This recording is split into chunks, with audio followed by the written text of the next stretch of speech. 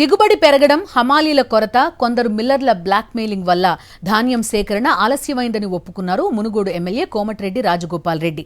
ధాన్యం కొనుగోళ్లు ఆలస్యమైనందుకు ప్రభుత్వం తరపున క్షమాపణ చెబుతున్నానన్నారు. రైతులకు ఎలాంటి నష్టం రావద్దనే ఉద్దేశంతోనే ప్రభుత్వం ఉందని తెలిపారు. 10 రోజుల్లో ధాన్యం సేకరణ పూర్తి చేయాలని అధికారులను ఆదేశించామని చెప్పారు.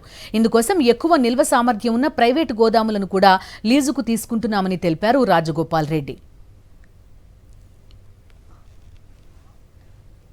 అంకిరెడ్డిగూడెంలో దాదాపు 1,50,000 క్వింటాళ్లు ధాన్యం నిల్వ చేసే సామర్థ్యం ఉన్న గోదాముని ప్రైవేట్ వ్యక్తులకు సంబంధించిన దాన్ని గవర్నమెంట్ తీసుకోవడం జరిగింది. ఈ రోజు నుంచి ఇంకా ఉధృతం చేసి వచ్చే 10 రోజుల్లో మొత్తం ధాన్యం సేకరణ కంప్లీట్ చేయాలని చెప్పేసి అధికారులకు ఆదేశాలు ఇవ్వడం జరిగింది. ఈ గోడౌన్లని ఐడెంటిఫై చేయడము లేట్ అవ్వడం వల్ల ఆలస్యం జరిగిన మాట వాస్తవం.